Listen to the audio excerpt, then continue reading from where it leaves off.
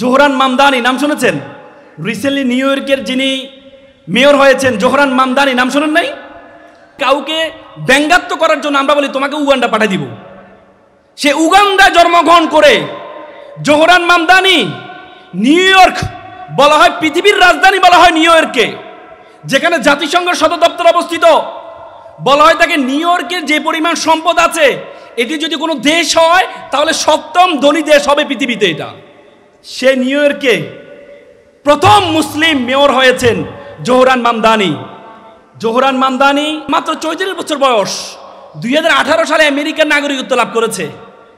সে Zohran Mamdani যিনি ঘোষণা দিয়েছেন নেতানিয়াহু যদি নিউ ইয়র্কে আসে তাহলে আমি তাকে গ্রেপ্তার করব। তাকে ঠেকানোর জন্য আমেরিকাতে সবচেয়ে ইহুদি বসবাস করে হচ্ছে নিউ ইয়র্কে, 11% ইহুদি বসবাস করে, বড় বড় বিলিয়নিয়াররা থাকে। জোহরান মামদানি ঘোষণা দিয়েছিলেন যদি আমি বড় বড় বিলিয়নিয়ারদের থেকে টাকা নিয়ে কর বাড়িয়ে দিয়ে তাদের থেকে মধ্যবিত্তদেরকে আমি সহযোগিতা করব। পরবর্তী বিলিয়নিয়াররা তার এগেনস্টে দাঁড়িয়ে গিয়েছিলেন। সবচেয়ে বড় বিলিয়নিয়ার ডোনাল্ড ট্রাম্প তিনি বলেছেন মামদানি যদি মেয়র হয় তাহলে যে ফেডারেল যে বাজেট আছে সেই বাজেট আমি প্রদান করব না নিউ ইয়র্কে। তাকে বিতর্কিত করার জন্য যে স্ট্যাচু অফ লিবার্টি দেখেছেন আপনারা, স্ট্যাচু অফ লিবার্টিতে বোরকা পরানো হয়েছে, বোরকা পরানো হয়েছে তাকে বিতর্কিত করার জন্য। উনি যদি ক্ষমতায় আসে তাহলে সকলকে বোরকা পড়তে হবে, এভাবে তাকে নেগেটিভ অ্যাপ্রোচ দেওয়া হয়েছে। এবং 9/11 যে টুইন টাওয়ার, সেটা নিউ ইয়র্কে অবস্থিত, টুইন টাওয়ার ধ্বংস হয়েছে, সেটা দিয়ে তাকে নেগেটিভ অ্যাপ্রোচ করা হয়েছিল। কিন্তু তার ডেডিকেশন, মানুষের বাস্তবতা, সে সকলকে পিছনে ফেলে সর্বোচ্চ ভোট পেয়ে তিনি নিউ ইয়র্কের পিতা হয়েছেন, নগর পিতা হয়েছেন। আমাদের বাংলাদেশে হয়নি? বাংলাদেশের ডাকসুর বিফিকে ঠেকানোর জন্য পদ্মাশীল যারা পর্দা করে ছবি দিয়েছে তাদের ছবিকে ব্যঙ্গাত্ম করা হয়েছে।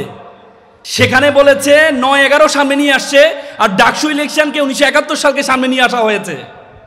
জোহরান মামদানিকে বলেছে তুমি ইহুদির বিরুদ্ধে কথা বলবা না, আর ডাকসু বিফি যারা নির্বাচন করেছে তাদেরকে বলেছে তুমি ভারতের বিরুদ্ধে কথা বলবা না। কিন্তু ছাত্র জনতা তার ডেডিকেশনের কারণে প্রত্যেক জায়গায় ইসলামের বিজয় হয়েছে।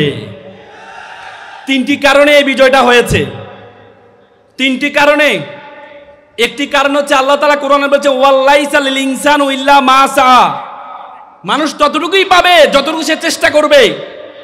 জোহরান মামদানি চেষ্টা করেছে, চিন্তা করে নাই তার বাড়ি কোথায়, কোথায় থেকে কোথায় বংশোদ্ভূত, চিন্তা করে নাই। সে চিন্তা করে নাই তার বাড়ি চিরিবন্দর, এটি চিন্তা করে নাই। সে চিন্তা করে নাই তার বাড়ি উত্তরবঙ্গে দিনাজপুরের চিরিবন্দর, চিন্তা করে নাই। সে চিন্তা করেছে আমি নির্বাচনে দাঁড়িয়েছি, আমাকে এগিয়ে যেতে হবে, পিছনে কি সামনে কি আমি কোনো কিছু তাকাবো না। কারণ আল্লাহ কোরআনে বলেছে ওয়াল্লাইসা লিল ইনসানু ইল্লা মা সা, মানুষ ততটুকুই পায় যতটুকু সে চেষ্টা করে। আজকে শিক্ষার্থীরা এখান থেকে তোমাদের শিক্ষা নিতে হবে, এখান থেকে তোমাদের শিক্ষা নিতে হবে, চেষ্টা করতে হবে। তুমি চেষ্টা করলেই তুমি সফলতায় যেতে পারবা। আপনারা ভিডিওতে দেখেছেন মনে হয়, সে দাঁড়িয়ে দাঁড়িয়ে মানুষকে ক্যাম্পেইন করছে, মানুষ তাকে দূরে সরিয়ে দিচ্ছে। সে ক্যাম্পেইন করছে, দূরে সরিয়ে দিচ্ছে, কিন্তু সে এটা পরোয়া করে নাই। কারণ তার মাথার মধ্যে আল্লাহর কোরআন আছে। আল্লাহ কোরআন আছে ফাইন্না মাল উসরি ইউসর, নিশ্চয় দুঃখের পরে কি আছে? সুখ আছে। তুমি ধৈর্য, ইন্নাল্লাহ মা'আস সাবিরিন, তুমি ধৈর্য ধরো, তোমার সফলতা আসবেই। তিনি যে ধৈর্য ধরেছেন, কাজ করেছেন, কাজ করে উনি ওনার সফলতা অর্জন করেছেন। এবং তার ইনভাইটেশনের প্রক্রিয়া আপনারা দেখেছেন। এখান থেকে আমাদের শিক্ষা নিতে হবে। আল্লাহ কোরআনে বলেছেন উদউ ইলাস সাবিলি রাব্বিকা বিল হিকমা, আল্লাহ বলেছে তোমরা মানুষকে আহ্বান করবা হিকমতের সহিত, হিকমতের সহিত আহ্বান করবা। সে হিকমতের সহিত আহ্বান করার জন্য তিনি বাংলা ভাষাভাষীর জন্য বাংলা শিখেছেন, বাংলাতে তাদেরকে ইলেকশন ক্যাম্পেইন করেছেন। তিনি হিন্দিতে হিন্দিভাষীর কাছে গিয়ে হিন্দিতে ক্যাম্পেইন করেছেন, আরবিতে আরবিভাষীর কাছে গিয়ে ক্যাম্পেইন করেছেন। তো সুতরাং আল্লাহ তাআলা যে বলেছেন উদউ ইলা সাবিল রাব্বিকা বিল হিকমা, যে তুমি হিকমতের সহিত মানুষকে আহ্বান করো, সেটি উনি গ্যাদার করেছেন বলে সে সফলতা আসছে। তো সুতরাং শিক্ষার্থী ভাই বোনেরা, তোমরা যদি কোথাও সফল হতে চাও এই 3টি জিনিস তোমরা মেকশিওর করবা। একটি হচ্ছে তোমাকে চিন্তা করতে ভাগ্যের দিকে তাকায় দেখলে হবে না, তুমি যেটা চেষ্টা করবা, যেটা চাইবা তুমি সেটাই পাইবা। দ্বিতীয় হচ্ছে তোমাকে ধৈর্য ধরতে হবে, ব্যর্থ হবাই, ব্যর্থর পরে তোমাকে সফলতা নিয়ে সামনে এগিয়ে যেতে হবে। তার আগে প্রথমে তুমি তোমার সম্বন্ধে জানতে হবে। উপমহাদেশ সেরা কবি কবি ফরিউদ্দিন বলেছেন, উনসু মাতলু বেজা হাত দরগাহা হার তুরিগো বাজগো খুদ নেশা। বলে পৃথিবী যাকে খুঁজে বেড়াচ্ছে তুমি সেই ব্যক্তি, তুমি তোমাকে খুঁজে বের করো। Who are you, where you want to go, তুমি কে, তুমি কোথায় যেতে চাও, প্রথমে সেটা বের করতে হবে। আজকে আমরা আমাদের সম্বন্ধে জানি না। সক্রেটিস বলেছেন নো দাই সেলফ, নিজেকে জানো। আল্লাহ কোরআন বলেছেন ওয়াফি আনফুসিকুম, তুমি তোমাকে জানো। তুমি যদি তোমাকে না জানো তাহলে তুমি মনে করবা আল্লাহ তাআলা তোমাকে অনর্থক সৃষ্টি করেছেন। আল্লাহ তাআলা কোরআনে বলেছেন ওয়ামা খালাকনাস সামা ওয়াল আরদা, আমি আসমান এবং জমিনে যা কিছু আছে, ওয়ামা বাইনাহুমা বাতিলান, কোনো কিছু আমি অনর্থক সৃষ্টি করিনি। আল্লাহ তাআলা তোমাকে অনর্থক সৃষ্টি করে নাই, আল্লাহ তাআলা আমাকে অনর্থক সৃষ্টি করে নাই। আল্লাহ তাআলা তোমাকে এমন একটি কাজের জন্য সৃষ্টি করেছে, সেই কাজ পর্যন্ত যেতে পারো নাই বলেই তুমি মনে করো আল্লাহ তাআলা তোমাকে অনর্থক সৃষ্টি করেছেন। তুমি তোমার সম্বন্ধে ধারণা আছে? তুমি তোমার সম্বন্ধে ধারণা আছে? তোমরা জানো 2006 সালে বাংলাদেশে একটা অপটিক্যাল ফাইবার স্টেশন করা হয়েছে কক্সবাজারে। সেটা স্পেন, পর্তুগাল, ফিলিপাইন হয়ে আমাদের কক্সবাজারের সাথে যুক্ত হয়েছে একটা অপটিক্যাল ফাইবার কেবল, একটা তার, যে তারের মাধ্যমে আজকে আমরা ফেসবুকে লাইভের মাধ্যমে আমেরিকা কি হচ্ছে আমরা দেখতে পাচ্ছি, এখানে কি হচ্ছে আমেরিকা দেখতে পাচ্ছে। সে অপটিক্যাল ফাইবার, এই অপটিক্যাল ফাইবারের দূরত্ব হচ্ছে মাত্র 17,000 কিলোমিটার। এই 17,000 কিলোমিটার দিয়ে পুরো পৃথিবীটা আমাদের হাতের মুঠে চলে আসছে। পৃথিবীটা একটা বিশ্ব গ্রামে পরিণত হয়েছে। বিজ্ঞান বলে আমাদের মাথার মধ্যে 2 কোটি নার্ভ আছে, বলে যে একটাকে একটা তারের সাথে যদি যুক্ত করা হয় এটা দূরত্ব হবে 2 লক্ষ কিলোমিটার। Do you imagine? মাত্র 17,000 কিলোমিটার তার দিয়ে পুরো পৃথিবী আমাদের হাতের মুঠে চলে আসছে। 2 লক্ষ কিলোমিটার নার্ভ তোমার মাথার মধ্যে আছে, এটা দিয়ে পুরো বিশ্ব জগৎ তোমার হাতের মুঠের মধ্যে চলে আসবে। ধারণা আছে তোমার সম্বন্ধে, বিশ্ব জগতের সম্বন্ধে? এই পৃথিবীর আয়তন হচ্ছে 52 কোটি বর্গ কিলোমিটার। এই 52 কোটি বর্গ কিলোমিটার 195টি রাষ্ট্র আছে, 7টি মহাদেশ আছে, 5টি মহাসাগর আছে। এই 52 কোটি বর্গ কিলোমিটার পৃথিবীটাকে আমরা যে সূর্যটা দেখতে পাই, সূর্যের মধ্যে যদি ঢুকিয়ে দেওয়া হয় তাহলে 13 লক্ষ পৃথিবী ঢুকিয়ে দেওয়া সম্ভব। কত লক্ষ?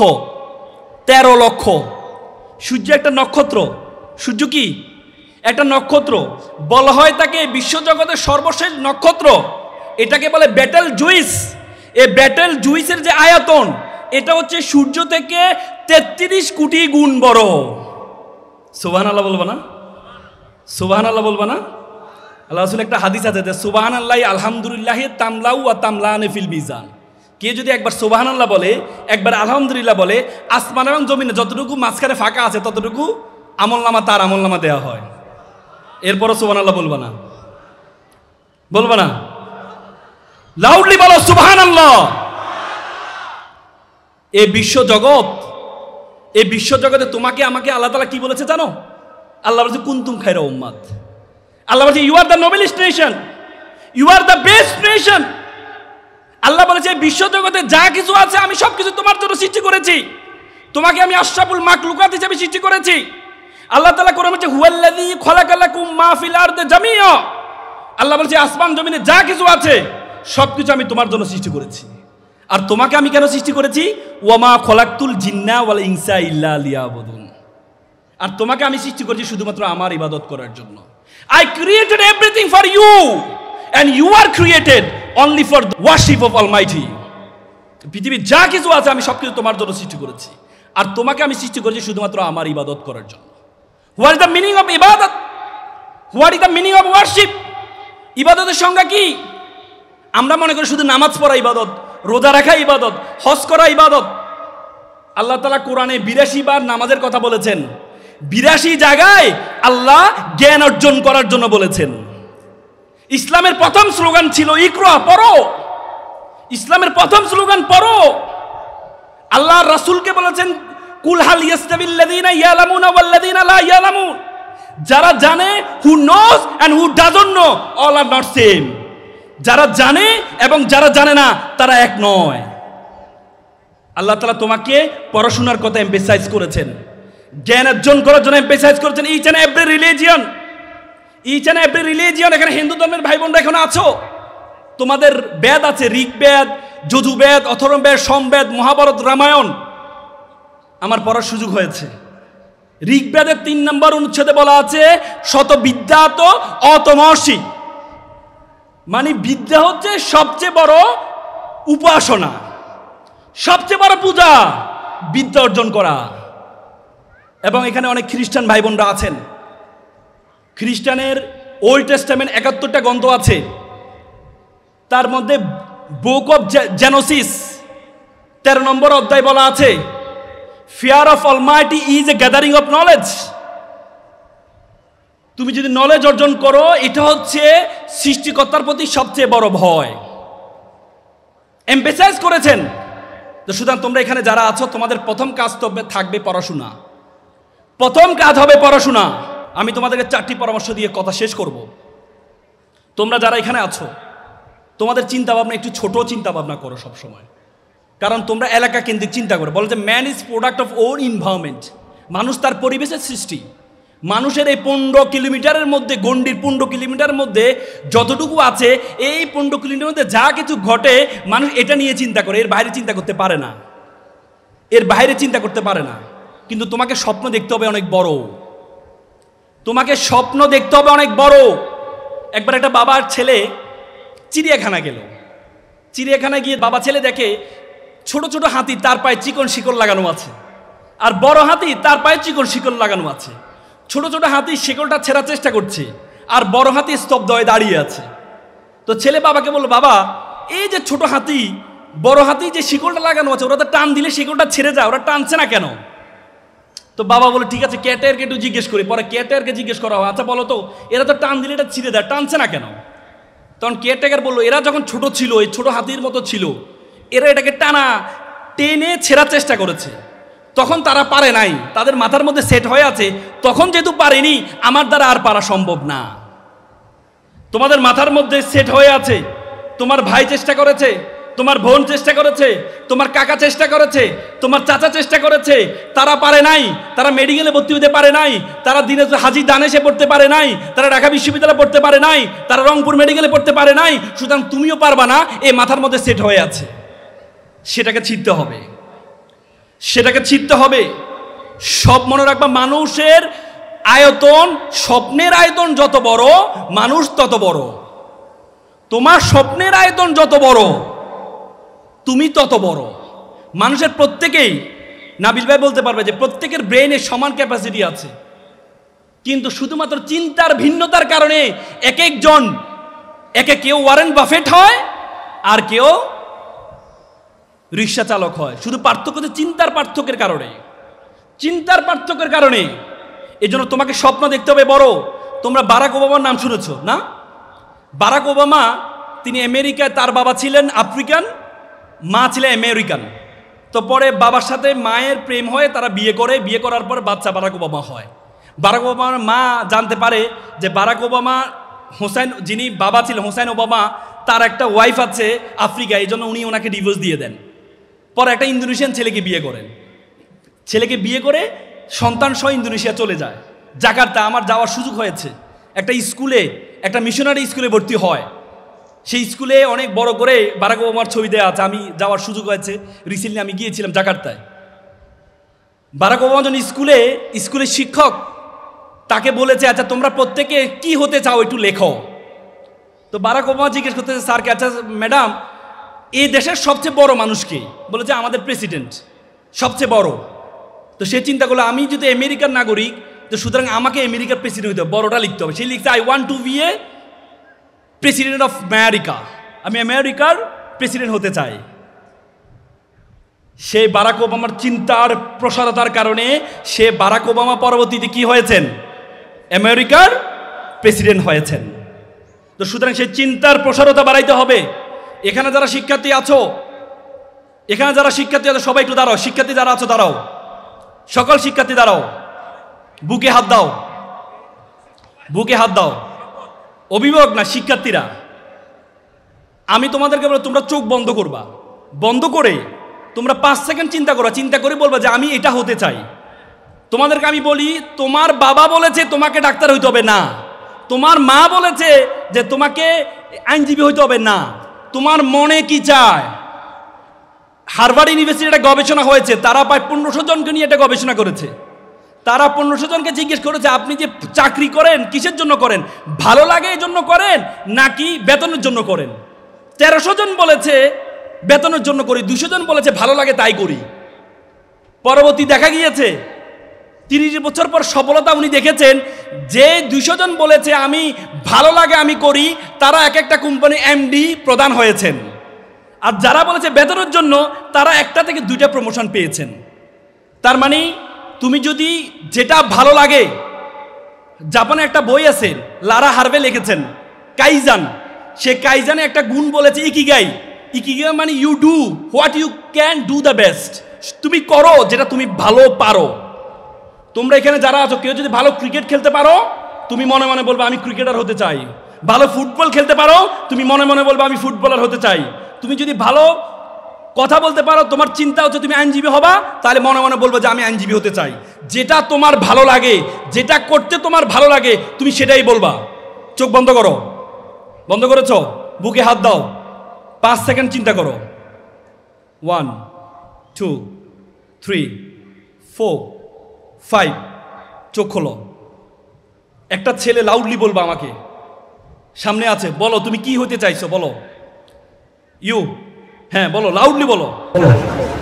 ব্যবসায়ী হতে চাই। ব্যবসায়ী হতে চাও, ওর জন্য এটা করে তালি দাও জোরে।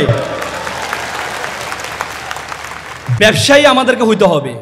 ইসলামের আশারে মুবাশশারা যে 10 জন জান্নাতের সুসংবাদ পেয়েছেন তাদের মধ্যে 8 জনই ব্যবসায়ী ছিলেন। আর আমরা শুধু চাকরির পিছনে দৌড়াই। ওয়ারেন বাফেট বলেছে চাকরি যে বেতনটা দেওয়া হয়, বেতনটা হচ্ছে মানুষকে স্বপ্ন ধ্বংস করার জন্য এই বেতন দেওয়া হয়। বড় স্বপ্ন দেখতে হবে। আলিবাবার প্রতিষ্ঠাতা জ্যাক মা চমৎকার কথা বলেছেন, বলে যে একটা বানরকে যদি বলা হয় একটা কলা নিয়ে আর $100 একটা নোট নিয়ে, বানর এই কলাটি গ্রহণ করে, বানর জানে না $100 দিয়ে শত শত কলা কিনে সম্ভব। তেমনি যুব সমাজকে বলা যদি চাকরি করবা নাকি ব্যবসা করবা, যুব সমাজ চাকরিটা গ্রহণ করে নেয়, যুব সমাজ জানে না ব্যবসা দিয়ে শত শত মানুষকে চাকরি দেওয়া সম্ভব। এজন্য ধনী হইতে হবে, ধনী হইতে হবে। আল্লাহ রাসূল বলেছেন কাজাল ফাকরু ইয়াকুনাল কুফরান, দারিদ্রতা আমাদেরকে কাফেরের দিকে ধাবিত করে। তো সুতরাং আনিসুর রহমান হবা না দেনিসুর রহমান হবা, পারবা তো ইনশাল্লাহ? কি হবা? দেনিসুর রহমান, নট আনিসুর রহমান, পারবা তো? ব্যবসায়ী হবে। একটা মেয়ে বলো কি হতে চাও, একজন মেয়ে বলো, লাউডলি বলো। কি তোমার কথা যদি এ পর্যন্ত না আসে তাহলে বুঝতে হবে তুমি ব্যর্থ হবা, বলো। কি? পুলিশ অফিসার, মাশাআল্লাহ, করতালি দাও। পৃথিবীর অনেক দেশে পর্দা করে পুলিশ অফিসার হওয়া যায়। ইনশাআল্লাহ আমরা এমন একটি বাংলাদেশ তৈরি করব যে বাংলাদেশে পর্দা করেই পুলিশ অফিসার হওয়া সম্ভব। সে বাংলাদেশ তৈরি করার জন্য আমরা চেষ্টা করে যাচ্ছি। আমাদের মা বোনের সম্মান অনেক বেশি, তাদেরকে আমরা তাদের যে সম্মান, তাদের যে যোগ্যতা, সে যোগ্যতা এবং সম্মানের আলোকে তাদেরকে সম্মানিত করা হবে। আল্লাহ রাসূলকে বলেছে আল্লাহ এবং তার রাসূলের পরে কাকে বেশি সম্মান করবে? আল্লাহ রাসূল বলেছে মাকে করো। আবার বলো তারপরে কাকে? তারপরে মা, তারপরে কে? তারপরে মা। চতুর্থবার বলেছেন বাবার কথা। তো সুতরাং আমাদের বোন মাদেরকে আমরা সম্মান দিতে জানি। I respect to you, to your decision. তুমি পুলিশ অফিসার হতে চাও। এবার তোমরা যারা আবার চোখ বন্ধ করো। এবার 5 সেকেন্ড চিন্তা করবা, আমি যেহেতু ব্যবসায়ী হতে চাই সুতরাং আমি অমুক জায়গায় পড়াশোনা করব, অথবা আমি অমুক কাজটা এখন থেকে করব। আমি পুলিশ অফিসার হতে চাই, আমি হাজী দানেশে পড়বো, নাহলে আমি ঢাকা বিশ্ববিদ্যালয়ে পড়বো, বা আমি রংপুর রোকেয়া বিশ্ববিদ্যালয়ে পড়বো। আমি ডাক্তার হতে চাই, আমি অমুক মেডিকেলে পড়বো। চোখ বন্ধ করো, 5 সেকেন্ড চিন্তা করো। 1 2 3 4 5, চোখ খোলো। এখান থেকে একজন বলো, একজন সামনের একটু সামনের দিকে আসো, বলো তুমি প্রথমে কি স্বপ্ন দেখেছিলা? জোরে বলো, জোরে বলো। BCS cadre. এরপরে তুমি কি স্বপ্ন দেখেছো? কোথায় পড়বা? তুমি ন্যাশনাল ইউনিভার্সিটিতে পড়ো, গুড। ন্যাশনাল ইউনিভার্সিটি থেকে বিসিএস এ গতবার বিসিএস এ পররাষ্ট্র ক্যাডারে 3rd হয়েছে, হতাশ হওয়ার কিছু নেই, ঠিক আছে? ওকে, বসো বসো বসো। আজকে যেটা তুমি চোখ বন্ধ করে চিন্তা করেছো একটা কাগজের মধ্যে লিখবা, এবং তুমি যেখানে ভর্তি হতে চাও সেটাও কাগজের মধ্যে লিখবা। যে টেবিলে তুমি বসো, যে টেবিলে তুমি পড়ো, সে টেবিলের উপরে বড় করে লিখে রাখবা। প্রতিদিন পড়তে গিয়ে উঠতে গিয়ে ঘুম থেকে উঠার পর তুমি শুধু এটা দিকে তাকাবা। পারবা তো ইনশাল্লাহ? পারবা তো ইনশাল্লাহ? ছেলেরা মানি ব্যাগে যেখানে তোমার ছবি রাখো সেখানে ছবি রাখবা না, সেখানে রাখবা হচ্ছে তোমার স্বপ্নটা রাখবা, যে আমি ডাক্তার হতে চাই, আমি ঢাকা মেডিকেলে ভর্তি হতে চাই, আমি ডাক্তার হতে চাই, আমি রংপুর মেডিকেলে ভর্তি হতে চাই। পারবা তো ইনশাল্লাহ? তো সুতরাং মানুষ তার স্বপ্নের মতো বড়। দ্বিতীয় যে গুণটা সেটা হচ্ছে দক্ষতা। তোমাদেরকে দক্ষতা অর্জন করতে হবে। আগে বলা হতো নলেজ ইজ পাওয়ার, এখন বলে knowledge is powerless without skill. দক্ষতাবিহীন নলেজের কোনো ভ্যালু নেই। যে সব কিছু জানে তাকে দিয়ে কোনো কাজ হবে না। বর্তমান যুগ সব কিছু জানার যুগ না। যে সব কিছু জানে সে কিছু করতে পারে না। যে একটা জিনিসকে ভালো করে জানে সে কিছু করতে পারবে। আগে বলতো is for time for GK general knowledge, it's not time for GK, it's for SK special knowledge. তোমাকে স্পেশাল নলেজ গ্যাদার করতে হবে। তোমার মধ্যে এমন একটা গুণ থাকতে হবে, 10 জন বন্ধু থেকে তোমাকে পার্থক্য করবে এমন একটা গুণ তোমার মধ্যে থাকতে হবে। পারবা তো ইনশাল্লাহ? পারবা তো? এমন একটা গুণ তোমার মধ্যে থাকতে হবে, 10 জন থেকে তোমাকে পার্থক্য করবে এমন একটা গুণ তোমার মধ্যে থাকতে হবে। তোমরা দেখো একটা প্রাইমারি স্কুলের শিক্ষক, সে সব সাবজেক্ট পড়ায়, বেতন পায় কত? 20,000 টাকা। একটা কলেজ ইউনিভার্সিটির শিক্ষক, সে একটা সাবজেক্ট পড়ায়, দৈনিক দুইটা ক্লাস নেয়, তার বেতন 60-70 হাজার টাকা। তার মানে সকল জানতা যারা, তাদের বেতন কম, আর যারা একটা জিনিসকে ভালোভাবে জানে তাদের বেতন বেশি। ভবিষ্যতে তোমার জন্য অ্যালার্মিং। ভবিষ্যতে একটা গবেষণা আছে, 30 লক্ষ ড্রাইভার তার চাকরি হারাবে, 40 লক্ষ ব্যাংকার তার চাকরি হারাবে। এখন এআই এর যুগ। যারা ফটোগ্রাফি, বিভিন্ন গ্রাফিক্স ডিজাইন দেখো তোমরা, এখন এআই দিয়ে ডিজাইন করা যায়। এখন ড্রাইভারবিহীন গাড়ি বের হয়েছে। তো সুতরাং সামনে তোমাদের জন্য it's very alarming, it's the very alarming. এই জন্য তোমাদের মধ্যে নলেজ লাগবে। পৃথিবীর যত নলেজ আছে, যত নলেজ আছে তার চেয়ে বড় নলেজ হচ্ছে, যত স্কিল আছে সবচেয়ে বড় স্কিল হচ্ছে স্পিকিং স্কিল, কথা বলার দক্ষতা। কথা বলার দক্ষতা। আজকে আপনি একজন কৃষককে নিয়োগ দিবেন। আপনি প্রথমে তাকে এখানে ডেকে এনে তার সাথে শুনতে চাইবেন তুমি কোথায় কোথায় কাজ করেছো। যে ভালো কথা বলতে পারে, যে কথা বলতে পারে না, আপনি কখনো তাকে নিয়োগ দিবেন না। এই জন্য ভালো কথা জানতে হবে। তুমি যে কোনো পেশায় থাকো, তুমি যদি ভালো কথা বলতে পারবো, ইউ উইল বি টপ 1, তুমি 1 নম্বর হবা। পারবা তো ইনশাল্লাহ? এই জন্য communication skill, speaking skill, IT skill, computer skill, সকল ধরনের স্কিল। নতুন নতুন মানুষের সাথে পরিচয় হবা, নতুন নতুন মানুষকে ব্রিজ তৈরি করবা, দেয়াল তৈরি করবা না।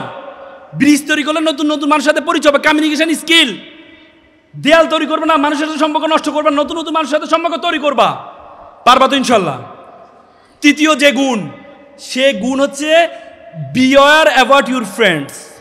বন্ধুত্ব করার ক্ষেত্রে সচেতন হইতে হবে। It's a very important. বন্ধুত্ব করার ক্ষেত্রে তোমার কে বন্ধু হবে? দেখো 1 থেকে 12 বছর যারা শিশু, তারা তাদের পরিবার কেন্দ্রিক তারা প্রভাবিত হয়। পরিবারে বুয়া কিভাবে কথা বলে, পরিবারের মা কিভাবে কথা বলে, বাবা কিভাবে কথা বলে, দাদা কিভাবে কথা বলে, বুয়া কিভাবে কথা বলে, এভাবে প্রভাবিত হয়। আর 13 থেকে 19 টিনেজ যাদেরকে বলে, তারা প্রভাবিত হয়েছে বন্ধু ধারা। আর 20 থেকে 35 তারা প্রভাবিত হয় সমাজ ধারা। তার মানে তোমরা যে টিনেজে আছো, তোমরা তোমাদের বন্ধু দ্বারা প্রভাবিত হও। তোমার বন্ধু যদি নামাজি হও, তাহলে তুমি কখনো তার সাথে না গেলেও একদিন হলো নামাজে যাবা।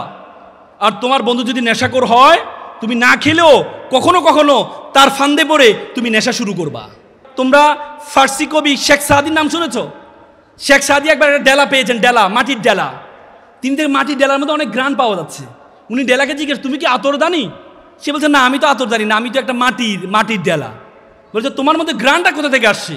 বলে যে আমার ডেলাটা ছিল একটা ফুল গাছের নিচে, সবসময় পাপড়ি পড়তো, পাপড়ি পরে পরে আমি গ্রানে পরিণত হয়েছি। আল্লাহ রাসূল আমাদের কি শিখিয়েছেন? আল্লাহ রাসূল বলছে, তোমরা আতরের দোকানে যাবা, আতরের দোকানে যাবা, কামারের দোকানে নয়। তুমি আতরের দোকানে যাও, যদি আতর নাও কিনো, তাহলে তুমি আতরের একটা গ্রান নিয়ে আসবা। আর তুমি যদি কামারের দোকানে যাও, তাহলে সে হয়তো তোমাকে কাপড়ে আগুন ধরিয়ে যাবে, নতুবা একটা বাজে গ্রান নিয়ে তোমাকে ব্যাক আসতে হবে। সুতরাং তুমি যদি, তোমার সঙ্গ ইজ ভেরি ইম্পর্টেন্ট। কে তোমার সঙ্গ হবে? কে তোমার সঙ্গ হবে? আল্লাহ তাআলা কোরআন বলছে ইয়া আইয়ুল্লাযীনা আমানু ইত্তাকুল্লাহ কুনু মা'আস সাদিকিন। আল্লাহ কোরআনে বলেছে তোমরা আল্লাহকে ভয় করো এবং সত্যবাদীর সাথে চলাফেরা করো। কিয়ামতের দিন আমরা আমাদের বন্ধুত্ব নিয়ে আফসোস করব, কেন অমুককে আমি বন্ধু বানিয়েছিলাম, কেন আমি অমুককে বন্ধু বানিয়েছিলাম। এজন্য ভালো মানুষের সাথে চলাফেরা, যারা নামাজি, নামাজ পড়ে, যে কোনো what ever it is religion, যে কোনো ধর্ম, যে মন্দিরে যায় তার সাথে চলাফেরা করবা, যে গির্জায় যায় তার সাথে চলাফেরা করবা, যে মসজিদে যায় তার সাথে চলাফেরা করবা। নেশা করো সাথে, তুমি দেখবা যে সিগারেট খায় তোমার বন্ধু, তুমি সিগারেট খাও নাই, কিন্তু তুমি যখন তার এখান থেকে আড্ডা দিয়ে যখন বাসায় যাবা, তখন তোমার মা জিজ্ঞেস করে কিরে তোর গায়ে সিগারেটের গন্ধ কেন রে, তুমি কিন্তু খাও নাই। কিন্তু এই যে গ্রানটা নিয়েছো, আস্তে আস্তে তোমার সঙ্গ দোষে তুমি খারাপ হয়ে যাবা। এই জন্য সঙ্গের ব্যাপারে তোমাদের সতর্ক থাকতে হবে। পারবা তো ইনশাল্লাহ? পারবা তো? তৃতীয় হচ্ছে তোমার comfort zone, ignore your comfort zone. তোমার সবচেয়ে ভালো যে কমফোর্ট জোন, আনন্দের জোন, এটাকে দূরে সরাইতে হবে। কেমন? ধরো যারা তোমরা এখানে আছো, গ্রামে থাকো, সুযোগ পেলে অভিভাবকরা এখানে আছেন, আপনার সন্তানকে আপনি অন্যত্র পাঠিয়ে দিবেন, নিজের এলাকায় রাখবেন, সে তার বন্ধুদের সাথে আড্ডা, এ আত্মীয় স্বজনের দাওয়াত, এ দাওয়াত সে দাওয়াত। পৃথিবীতে যারা আল্লাহ রাসূল যখন জন্মগ্রহণ করেছেন, আরবে একটা বিধান ছিল, সন্তানরা যখন জন্মগ্রহণ করে দুধমার কাছে দিয়ে দিত। দুধমার কাছে মানে মরুভূমিতে দিত, শহরের থেকে মরুভূমিতে পাঠাইতো, সেখানে যেন শুদ্ধ ভাষা, আরবি শুদ্ধ ভাষা শিখতে পারে, এজন্য দুধমার কাছে দিয়ে দেওয়া হতো। ইমাম শাফির কথা আমাদের নোবেল ভাই বলেছেন। ইমাম শাফি গাজার, তার বাবা ছিল গাজার অধিবাসী, তার মা ছিল মক্কা কুরাইশ বংশের। তার বাবা ছোটবেলা মারা গিয়েছে, মা তাকে নিয়ে মক্কায় চলে যান, কারণ তখন ছিল মক্কা ছিল জ্ঞানের নগরী, তখন মক্কায় চলে যান। মক্কায় গিয়ে ইমাম মালিকের অধীনস্থ স্টুডেন্ট হিসেবে তাকে দেন। উনি ইমাম মালিক থেকে এত বেশি শিক্ষা অর্জন করেছেন, পরবর্তী ওনাকে বলেন নাসিরুল হাদিস, মানে হাদিসের সাহায্যকারী বলা হয় এখন। আমার মনে আছে, আমি 6 বছরের মাথায় আমার মা আমাকে হোস্টেলে, আমি এক বাবার এক সন্তান ছিলাম, আমার মা আমাকে হোস্টেলে দিয়ে আসছে। আমার বাড়ি ছিল বাজারে, আমাদের বাজারে একটা ছেলেও মানুষ হয় নাই, একটা ছেলেও মানুষ হয় নাই। পুরো বাড়ি, এত বড় বাড়ি, মাত্র 2 জন মানুষ অনার্স মাস্টার্স পাস করেছি, 2 জনেই ছোটবেলা ওদেরকে বাইরে পাঠানো হয়েছে। এজন্য কমফোর্ট জোন থেকে তোমাদেরকে বের হইতে হবে। চতুর্থ সেটি হচ্ছে তোমাকে পরিশ্রম করতে হবে। কি করতে হবে? কি করতে হবে? আমি একটা এক্সাম্পল দিই। একবার একটা এলাকা তারা চিন্তা করলো একটা মন্দির বানাবে। তো মন্দিরের জন্য কি লাগে? পাথর লাগে। তো তারা চিন্তা করলো পাথর কোথায় পাবে? শুনছে যে পাহাড়ে সুন্দর একটা সাদা পাথর আছে। তারা গিয়ে পাথরের কাছে গেল, পাথর সাহেব আপনাকে আমরা একটু নিব। বলে যে আমাকে নিয়ে কি করবা? বলে যে আপনাকে নিয়ে আমরা একটু কাটবো, ঘষবো, মাজবো, মূর্তি বানাবো, মন্দিরে রাখবো, সবাই এসে আপনাকে স্যালুট করবে, সালাম করবে। সে বলছে না না না, আমি এই কষ্ট করতে পারবো না, এটা ছাড়া কোনো কাজ আছে? না না, এভাবে না করলে তো আপনাকে কেউ সম্মান করবে না। বলে যে না না, আমি এ কষ্ট করতে পারবো না। 6 মাস? না না, 6 মাসও কষ্ট করতে পারবো না। পরে সাথে একটা কালো পাথর ছিল, কাতর বল স্যার আমাকে নিয়ে যান, আমাকে কাটেন, ঘষেন, মাজেন, কোনো সমস্যা নেই। পরে তারা বাধ্য হয়ে কালো পাথরকে নিয়ে আসে, কেটে ঘষে মেজে মূর্তি বানায়, মন্দিরে রাখে। সবাই এসে তাকে সালাম করে, সেলুট করে, নারিকেলে পানি ঢালে।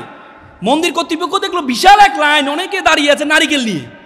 মন্দির কর্তৃপক্ষ চিন্তা করলো এই নারিকেল যদি ভাঙ্গা হয় তাহলে আমাদের তো মন্দিরের দেয়াল ভেঙে যাবে।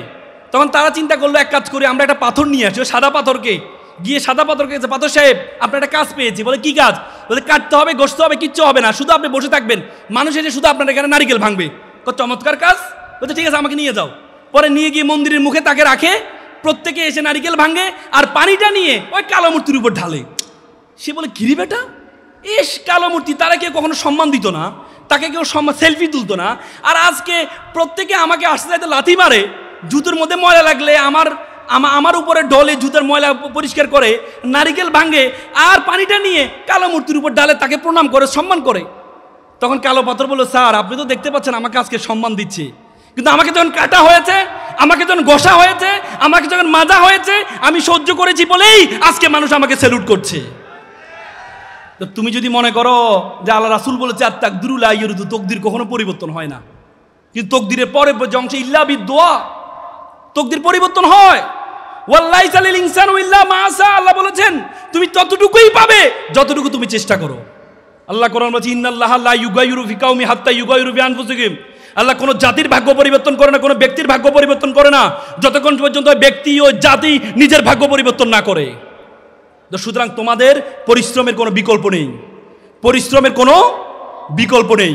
তোমরা সব সময় তোমাদের জায়গাটা তোমরা চিন্তা করো, সব সময় তোমাদের উইকনেসের দিকে তাকাও। তুমি ভালো কথা বলতে পারো না, তুমি দেখতে সুন্দর না, তুমি সবসময় তোমার উইকনেসের দিকে তাকাও। তুমি কখনো তোমার উইকনেসের দিকে তাকাবা না, তুমি তোমার স্ট্রেংথের দিকে তাকাবা। তোমরা মিস্টার বিনের নাম শুনেছ? মিস্টার বিন অক্সফোর্ডের ছাত্র ছিল। মিস্টার বিনের খুব স্বপ্ন সেই থিয়েটার করবে, নাটিকা করবে। সে তার নাটিকা স্বপ্ন দেখে সে একদিন অক্সফোর্ড থিয়েটারে যায়। অক্সফোর্ড থিয়েটার তাকে একটা ডায়লগ দেয়, সে ডায়লগটা বলতে পারে না। যেহেতু ডায়লগ বলতে পারে না, পরে অক্সফোর্ড থিয়েটার তাকে বের করে দেয়, বলছে না তুমি ডায়লগ বলতে পারো, কথাই বলতে পারো না। তার মুখে জড়তা ছিল, কথা বলতে পারো, তুমি থিয়েটার কি করো, নাটক কিভাবে করবা? পরে মিস্টার বিন চিন্তা করলো, আমি কথা বলতে পারি না, ঠিক আছে, আমি এমন একটা অভিনয় আবিষ্কার করব, আমি এমন একটা অভিনয় তৈরি করব যে অভিনয় কথা বলা ছাড়া আমি এমন একটা অভিনয় দেখাবো। তার 3 বছরের মাথায় মুখ অভিনয় আবিষ্কার করলো। 3 বছরের মাথায় মিস্টার বিন এত বেশি জনপ্রিয় হয়েছেন, পরবর্তীতে তাকে নিয়ে অক্সফোর্ড থিয়েটার তাকে পুরস্কৃত করেছে।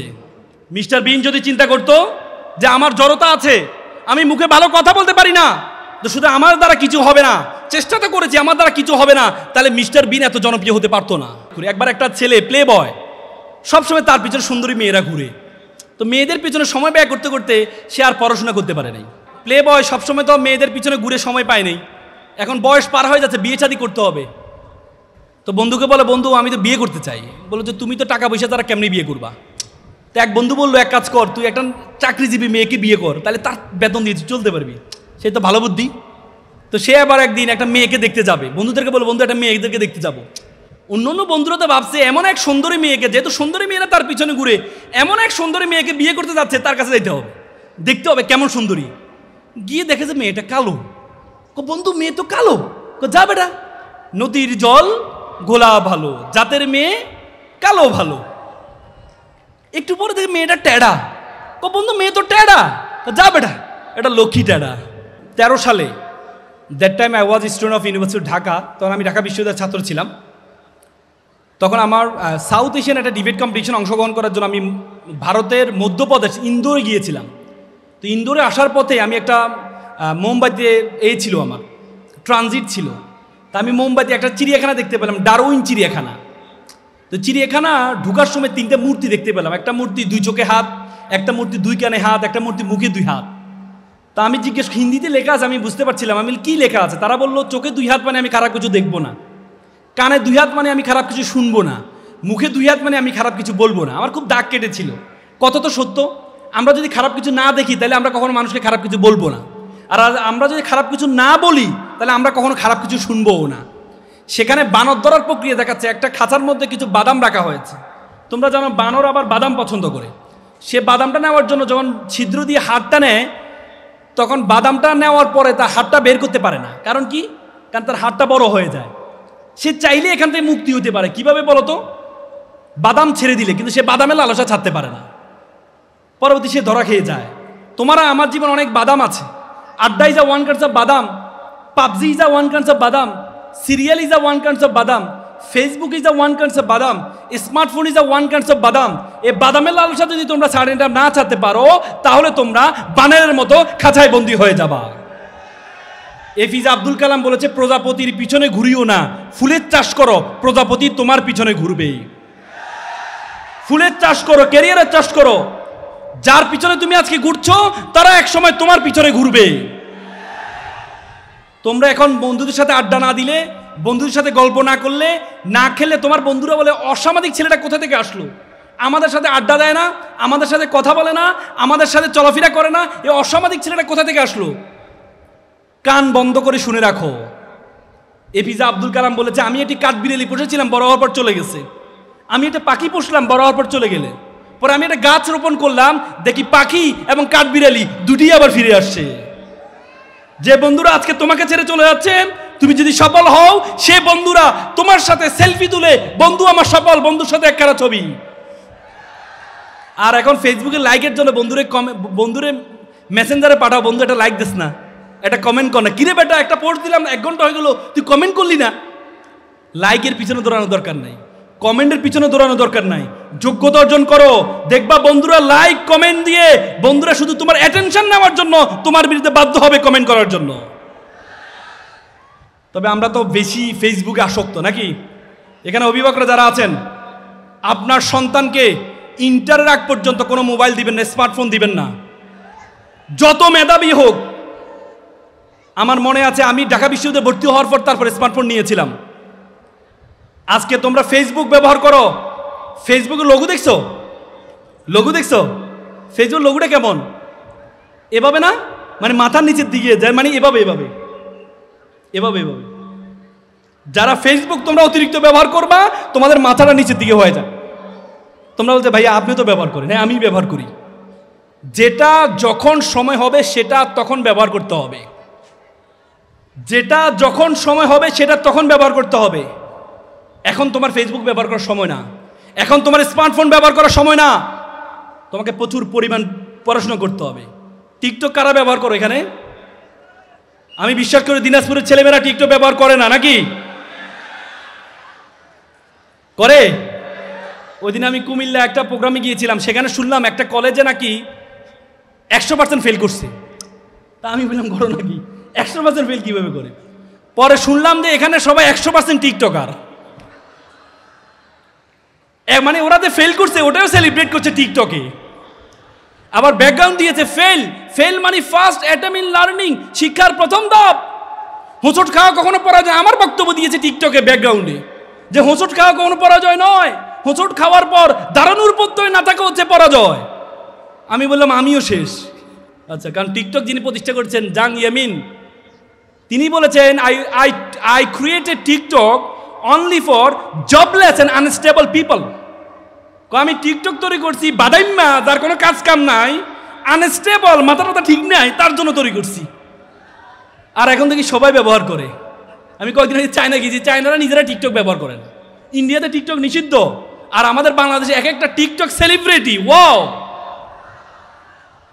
এই জন্য টিকটক সেলিব্রিটি হওয়া যাবে না। যাবে? হ্যাঁ যাবে? টিকটক ব্যবহার করবা? হ্যাঁ নাকি না? হ্যাঁ নাকি না? হ্যাঁ না বলে হ্যাঁ। তো এটা কি হ্যাঁ হলো নাকি না হইলো? উপরে দি হ্যাঁ, ভিতরে দি না। শোনো, এখানে যারা অভিভাবক আছেন আপনাদের প্রতি কয়েকটা পরামর্শ দিব। আপনি আজকে থেকে মনে রাখেন, আপনি আপনার সন্তানের জন্য যত টাকা খরচ করার সামর্থ্য আছে তার অর্ধেক খরচ করবেন। যতটুকু সময় দেওয়া বরাদ্দ করেছেন তার ডাবল সময় সন্তানকে দিবেন। আমি আবারও বলছি, আপনার সন্তানের জন্য যত টাকা খরচ করার সামর্থ্য আছে তার অর্ধেক খরচ করবেন, আর যত সময় বরাদ্দ দেওয়ার টার্গেট করেছেন তার ডাবল সময় সন্তানকে দিবেন। পারবেন কিনা? পারবেন কিনা? তাহলে আপনার সময় সন্তান কখনো পথভ্রষ্ট হবে না, আপনার সন্তান কখনো পথভ্রষ্ট হবে না। মনে রাখবেন, লার্ন ইন বিহেভিয়ার। সন্তানটা আমাদেরকে দেখে শিখে। সন্তানটা আমরাকে দেখি, আপনি সন্তানকে বলি যাও একটা সিগারেট নিয়ে আসো, তো সন্তান আবার সন্তানকে বলে সিগারেট খেও না। তার মানে কি? সন্তান ভাবতেছে এখন খাওয়া যাবে না, বাবার মতো বড় হলে খাওয়া যাবে নাকি? এই জন্য সন্তানটা আপনাকে দেখে শিখে, দেখে শিখে। সন্তানকে কষ্ট দেওয়ার, আমাদের এখানে অভিভাবকরা আমরা আমাদের সন্তানদেরকে স্কুলে যখন নিয়ে যাই তখন ব্যাগটা নিজে কাঁধে নিই, সন্তানদেরকে কাঁধে নিতে দিই না। বাসায় যখন খাবারটা নিজে বেড়ে মুখে হাত ধরে খাওয়াই দিই না। এ কাজ করবেন না, এ কাজ করবেন না। জিরাফ দেখেছেন কখনো? জিরাফ যখন সন্তান প্রসব করে, সন্তানটা হওয়ার পর একটা লাথি মারে, লাথি মারলে সন্তানটা অনেক দূরে গিয়ে পড়ে। তো জিরাফ আবার ওখানে যায়, গিয়ে সন্তানটাকে আবার লাথি মারে, আবার অনেক দূরে গিয়ে পড়ে। তো জিরাফের সন্তান যদি দেখে যে মা আসতেছে, জিরাফের সন্তান দিয়ে দৌড়, কারণ নাইলে লাথি খাবে। কেন লাথি মারে জানেন? জিরাফ কি খুব নিষ্ঠুর? লাথিটা কেন মারে জানেন? জিরাফের মা জানে যে সন্তান, তার সন্তানের মাথায় শিং নেই, এ বনে তাকে বসবাস করতে হবে। সুতরাং এই বনে যদি তাকে বসবাস করতে হয় তাহলে তাকে সারভাইভ করতে হবে, আর সারভাইভ করার জন্য তাকে দৌড় জানতে হবে। এই জন্য তাকে লাথি মারে, দৌড়াও দৌড়াও দৌড়াও। আর এখন আমরা বর্তমানে সন্তানদেরকে লাথি মারলে, সন্তানদেরকে ধমক দিলে, একটু বকাঝকা করলে সন্তানরা মাইন্ড করে, এ মাটা কেন, এ বাবা কেন, আমার চাচি কত ভালো, আমার পাশের পাশে খালা কত ভালো, আমার মাটা কেমন কেমন, বলি না? হ্যাঁ বলে না? শিক্ষকের যাতনা সহে না তো বালক, জীবনের বাস্তবতা এই তো শিক্ষক। এই তো একটা বাবা ঘুড়ি উড়াচ্ছিল, ছেলে বাবাকে বলে, আচ্ছা বাবা ঘুড়িটা কিসের কারণে উঠছে? তো বাবা বলল সুতার কারণে। ছেলে বলল, বাবা আমি দেখছি সুতা ঘুড়িকে টানছে, আর তুমি বলো সুতার কারণে উঠছে। বাবা তারা শিকার জন্য সুতাটা ছিঁড়ে দিয়েছিল, একটু পরে ঘুড়িটা লাফঝাপ করে নিচে পড়ে যায়। বাবা বললো, দেখো তোমার কাছে অনেক সময় মনে হবে মা বাবার এই টানটা তোমার কাছে স্বাধীনতা খর্ব, কিন্তু এই টান যদি না থাকে তোমার ঘুড়িও উড়বে না, তোমার জীবনের ঘুড়িও কখনো উড়বে না। এই জন্য টান রাখতে হবে। অভিভাবকরা এখানে যারা আছেন, সন্তানদেরকে, একটা ছেলে ইঞ্জিনিয়ার হয়েছে আমেরিকায় পড়াশোনা করে, তার বাবা মারা গিয়েছে, মা কল করলো যে বাবা তোমার বাবা মারা গিয়েছে, তোমাকে যেভাবে আসতে হবে, তোমার বাবার শেষ ইচ্ছা তুমি তোমার বাবাকে দাফন কাফন করবা। ছেলে একটু পরে মাকে কল করলো, মা বাবাকে বলো, এই মাকে খালাকে ফোন করলো, খালা মাকে বলো আমি টাকা পয়সা পাঠাচ্ছি, আমি আসতে পারবো না, আমার একটা প্রমোশন আটকে যাবে যদি আমি এখন বাড়িতে যাই। মা একটু পরে কল করলে বলছে, বাবা এই জন্য তোকে মানুষ করেছিলাম, তোর বাবা শেষ ইচ্ছা তুই আসবি না, তোর কাছে ক্যারিয়ার বড় হয়ে গেল। তখন ছেলে মাকে বললো, মা একটু আবেগী কম হও, আমি যখন ক্লাস 5-এ পড়ি তখন আমার দাদা মারা গিয়েছিল, আমি দাদার লাশের পাশে কান্না করছিলাম, তুমি আমাকে জোর করে নিয়ে স্কুলে দিয়ে আসছিলা, তুমি বলেছিলা যে মারা যাবার মারা যাবে, কিন্তু পড়াশোনার সাথে কোনো কম্প্রোমাইজ করা যাবে না। সেদিন আমার মাথা গেঁথে আছে, পড়াশোনার সাথে কোনো কম্প্রোমাইজ করা যাবে না। তো সুতরাং আপনার সন্তান আপনার থেকে দেখে শিখবে। আপনার সন্তান যদি মনে করেন, আপনি যদি আপনার সন্তানকে দেখান যে আপনার স্ত্রী, আপনার সন্তান পরিবার, মা বাবা পরিবারের অংশ নয়, সন্তান যখন বড় হবে সন্তানও মনে করবে আমি আমার স্ত্রী, সন্তান, পরিবার, মা বাবা আমার পরিবারের অংশ নয়, মা বাবাকে বৃদ্ধাশ্রমে রেখে আসবে। এজন্য 3 প্রজন্মকে একসাথে রাখার চেষ্টা করুন।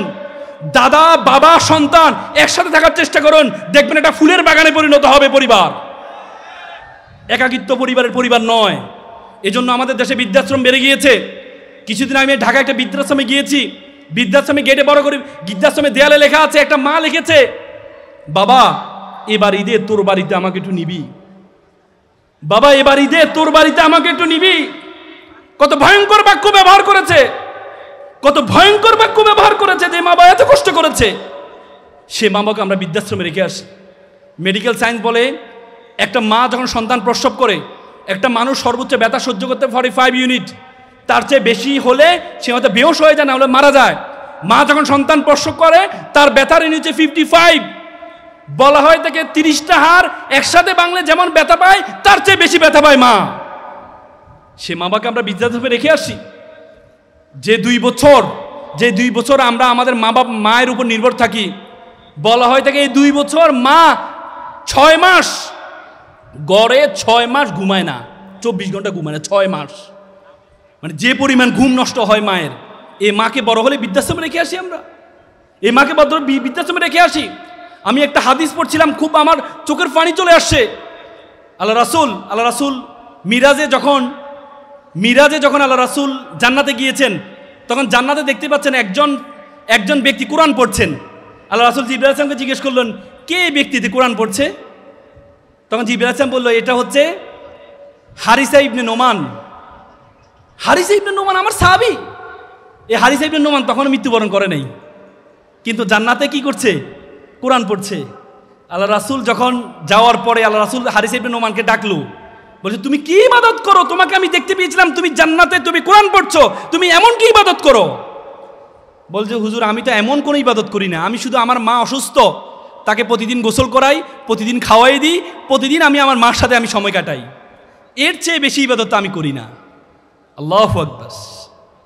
তার মানে বাবাকে বলা সূর্যের মতো। সূর্য যেমন না থাকলে সূর্য আমাদেরকে গরম দেয়, বাবাও আমাদেরকে গরম দেয়। সূর্য যেমন না থাকলে পৃথিবী অন্ধকার হয়ে যায়, বাবা যদি না থাকে তোমার জীবনও তেমনি অন্ধকার হয়ে যাবে। 7-8 মাস আগে আমি আমার বাবাকে হারিয়েছি। আমি বুঝি বাবা কি জিনিস।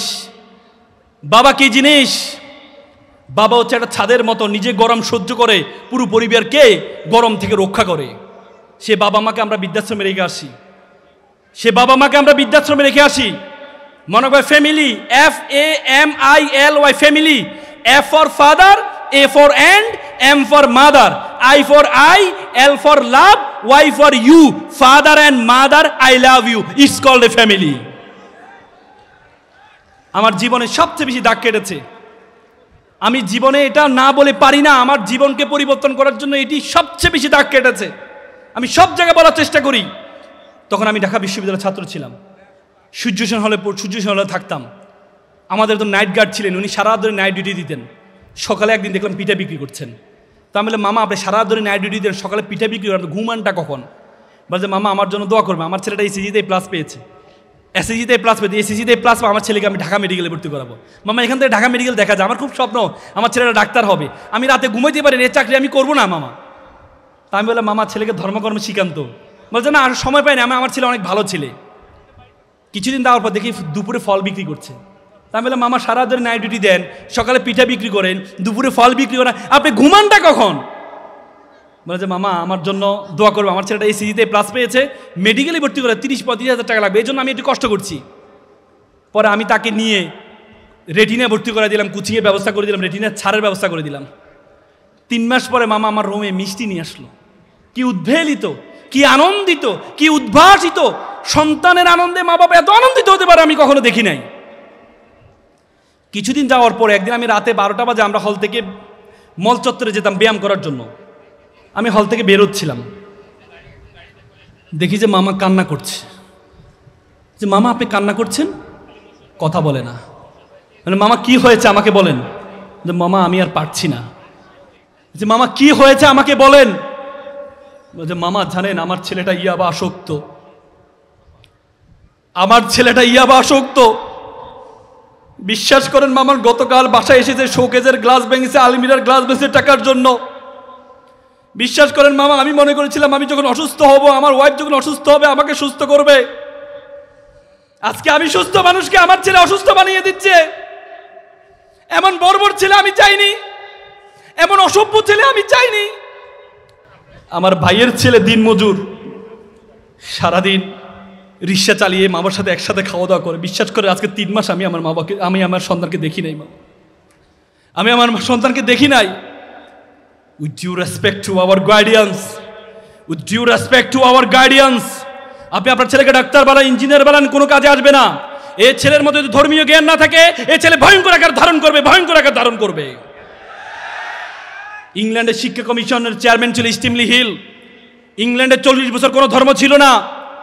মধ্যযুগে স্টিমলি হিল একদিন চিৎকার করে বলছিলেন, if you teach your children 3 years, তুমি যদি তোমার সন্তানকে 3টা শিক্ষা দাও, রিডিং, রাইটিং, অ্যারিথমেটিক, তুমি যদি তোমার সন্তানকে 4র্থ 8টি শিক্ষা দিতে ভুলে যাও, দ্যাট ইজ আ রিলিজিয়ন, তাহলে তুমি তোমার সন্তান থেকে 5ম 8টি পাবা রাস্কেলিটি, বর্বরতা, বর্বরতা, বর্বরতা। ধর্ম আপনাকে শিক্ষা দেয়, ওয়াকফিদ লাহুমা জানাউজুল মিনার রহমা ওয়াকুল রব্বির হামহুমা কমা রব্বাইয়ানি সগীরা। হে আল্লাহ, আমার মা বাবা আমাকে যেভাবে লালন পালন করেছে, তুমি আমার মা বাবাকে সেভাবে লালন পালন করো।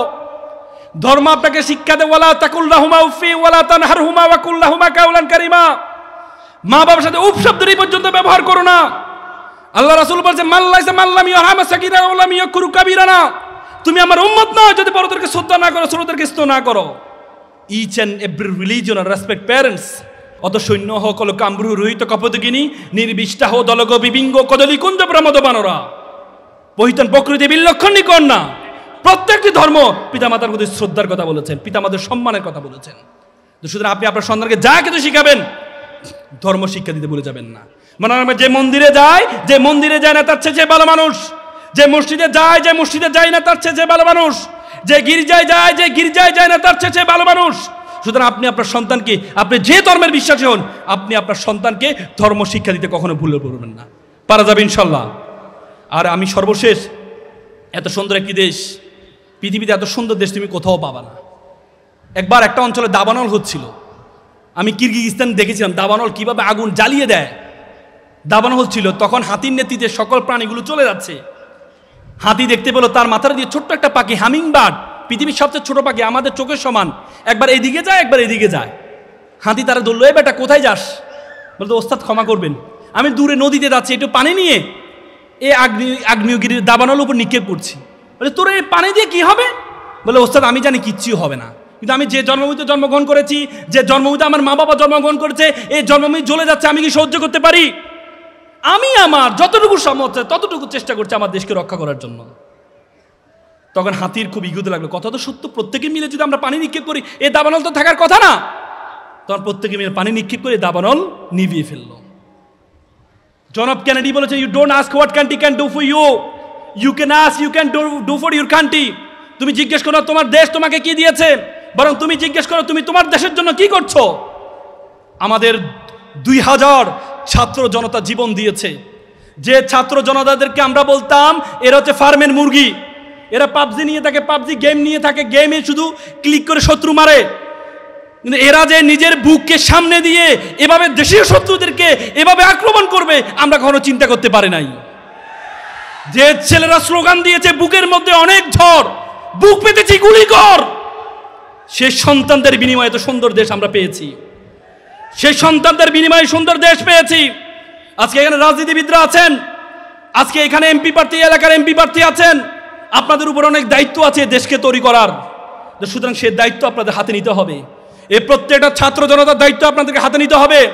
আমিত্ব শুধু নিজের জন্য করবেন না, জাতির জন্য, দেশের জন্য করার জন্য আপনাদেরকে উদ্বুদ্ধ হইতে হবে।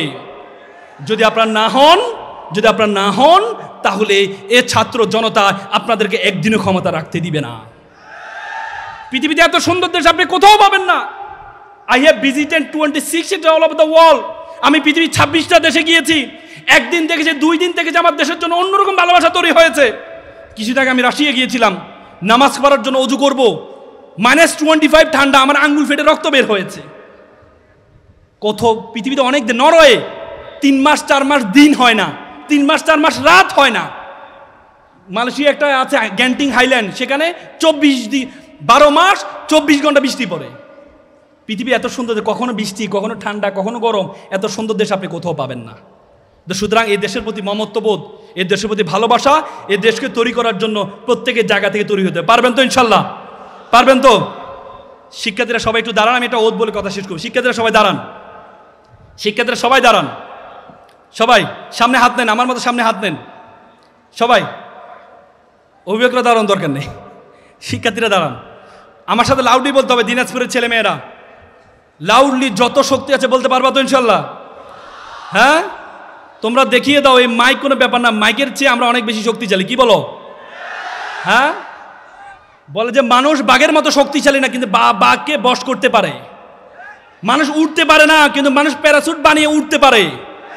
মানুষ পানির নিচে যেতে পারে না, কিন্তু সাবমেরিন বানিয়ে মানুষ পানির নিচে যেতে পারে। তো সুতরাং আশরাফুল মাখলুকাত হিসেবে আমাদেরকে সৃষ্টি করেছেন, এই মাইকের চেয়ে বড় সাউন্ড আমাদের গলা আল্লাহ দিয়েছেন। পারবা তো ইনশাল্লাহ?